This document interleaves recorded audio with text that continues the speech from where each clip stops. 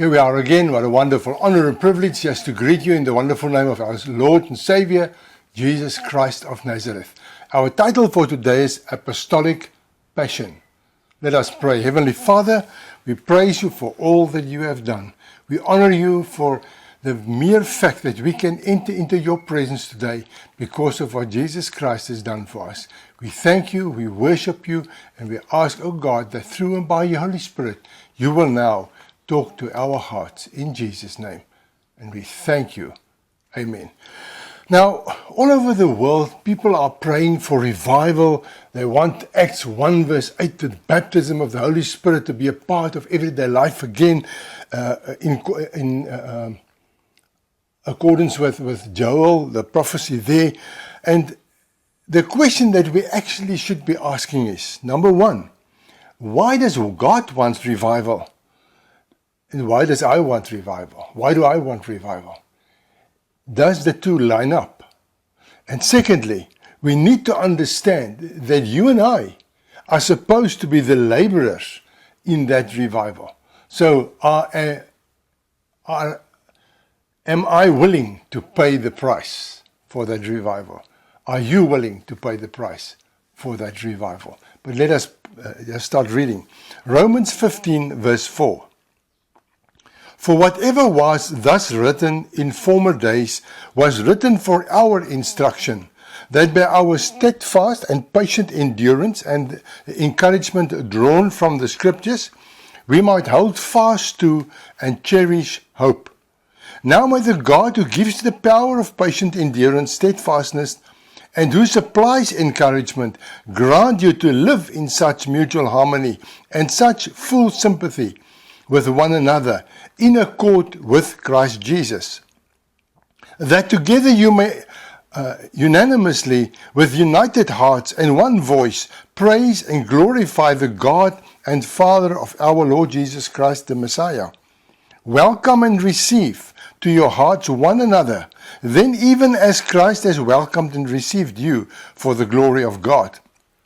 For I tell you that Christ the Messiah became a servant and a minister to the circumcised, the Jews, in order to show God's truthfulness and honesty by confirming and verifying the promises given to our fathers. And also in order that the Gentiles, the nations, might glorify God for his mercy, not covenanted to them, as it is written, therefore I will praise you among the Gentiles and sing praises to your name. And then Romans 15 verse 14. And I myself also am persuaded of you, my brethren, that you also are full of goodness, filled with all knowledge, able also to admonish one another. Nevertheless, brethren, I have written the more boldly unto you in some sort, as putting you in mind because of the grace that is given to me of God, that I should be the minister of Jesus Christ to the Gentiles, ministering the gospel of God, that the offering up of the Gentiles might be acceptable, and being sanctified by the Holy Ghost. I have therefore whereof I may glory through Jesus Christ in those things which pertain to God. So Paul tells us in no uncertain times what ministry should be about. It is about God and his will for the nations. The harvest is his. He planted it. He bought it with the blood of his son, Jesus Christ. The late Floyd McClung said it like this. We must pray to God to give us apostolic passion. Now, this has got nothing to do with another title to our name. I'm going to be blunt today. The titles and name calling the church is so known for nowadays is sickening, and it is not of God. The fivefold ministry is a job description and not titles. This apostolic passion that Floyd McClung referred to meant exactly what he said. Passion means to want something so bad that you are willing to give anything to obtain it. An apostle means a sent one, a messenger. And if you are sent to deliver a message, it is not your message, but that of the one who sent you. So you carry the message you are sent with, and the message is a clear one. John 3 verse 16, for God so loved the world that he gave his only begotten Son, that whosoever believeth in him should not perish, but have everlasting life. A clear message, yet not what always reaches the hearer. Like children playing field telephone. You remember when you were children, you would sit in a long line and someone would whisper in the first child's ear, and then the message gets whispered along the line. And lo and behold, what comes out in the end is normally not even closely related to what the message was when it started. And like children playing field telephone, we are all adding our own flavor to the message. Every denomination translates it through their own doctrines and rules. They make sure that their message reaches the listener. And suddenly a profound, yet a simple message gets so twisted and changed that it becomes confusing and not even meaning what it was supposed to mean anymore. Whereas, if you really had God's heart, you would be dreaming of the harvest of nations that are ripe. Millions bowing before God and worshiping God. So how do you know whether apostolic passion is burning inside of you? It is not apostolic passion burning if your prayers are all about you and your needs, or if you are constantly dreaming of you standing before the crowds and they are cheering for you. What a preacher, what a servant of God, mighty man of God, mighty woman of God, and they are singing your praises. Remember, I'm not talking about being born again. I am talking about passion burning inside of you to do the work of God. Passion cannot be worked for. You cannot buy passion. You cannot deserve passion. You cannot order it from Temu or Takealot. You cannot get it for your special donation to a ministry or buying their own personalized Bible and prayer cloths, even if they throw in a special pair of Bible reading glasses and anointing oil. Paul knew because he made his choice. The points that I want to show you to know whether it is burning inside of you is apostolic abandonment. It is no longer I that lives, Christ, Paul says, but Christ lives in me. The old is past, the new is come, forgetting what is behind and stretching out to what lays ahead.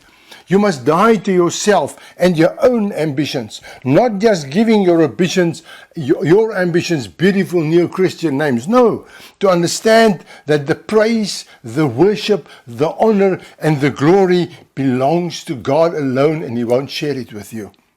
Apostolic focus. It is written out for us so clear in Matthew 28 verse 19, where it says, go ye therefore and teach all nations, baptizing them in the name of the Father and the Son and of the Holy Ghost, teaching them to observe all things whatsoever I have commanded you. So God's message, not your message. And lo, I am with you always, even unto the end of the world. So when it gets to apostolic prayer, David Wilkerson was once asked by a young man in New York many years ago that he too wants to help reaching the lost in the ghettos and in the prisons, as David Wilkerson was doing. So David asked him, how long do you pray daily? Much time do you spend in prayer? And very proudly this young man says, 20 minutes, sir.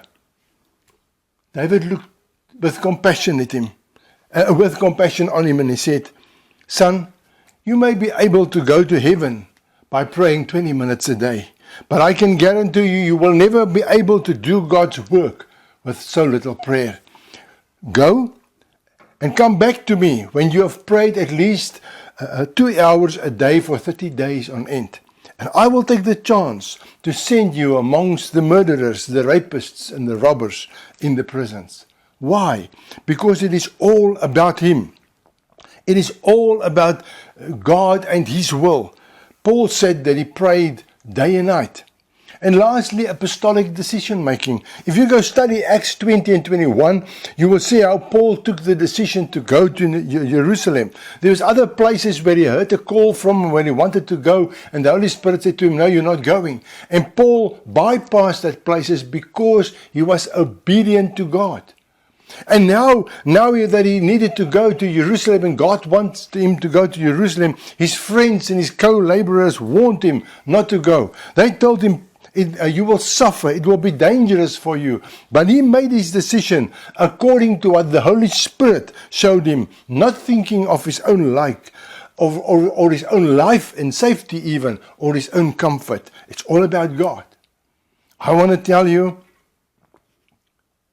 there's no other way to get apostolic passion. There's no other place to get it from than to God and from God and by God. But you need to understand, if you are entrusted with this passion, you've got to act on it. You too will have to go out, whether it is in your neighborhood, in your family, where you work, it doesn't matter. But you will have to help to bring in the harvest. And that should be our real dream. Let us pray. Heavenly Father, I want to end today with a well-known song from the Gaithers. And the story behind it went that there was a time where somebody whom they helped a lot went around, and when he was on his feet again, he spread false lies about the Gaithers. And Brother Bill Gaither said he got so angry. Yes, he was hurt, he was disappointed. And he went and he sat on his little lawnmower tractor, and he was going up and down, not really mowing any lawn. And in this, while he was doing that, he says, I will never trust another man again. I will never love another man again. I will never spend so much time with other people again to try and help them if this is the reward. And you told him to stop the little tractor right there. And he says, you will love until there's no more love. And you will give until there's no more to give. And he wrote this beautiful song. And Father, help us to understand that this is where apostolic passion is born. It is not because of our reward on earth. It is not because of what people say of us and the accolades they may shower on us. It's all about what you are saying. And that we will only hear when we enter your presence one day, and you will say, well done, my good and faithful servant. Father, I praise you. We worship you. We want to hear that we were faithful servants, and we thank you for all that you have done. To God be the glory for the things he has done. Amen. May the Lord bless you. May the Lord keep you. May the Holy Spirit be with you each and every step of the way. And may apostolic passion burn inside of you. I cannot give it to you. You cannot buy it from me. Only God, through his Holy Spirit, can give it. God bless you.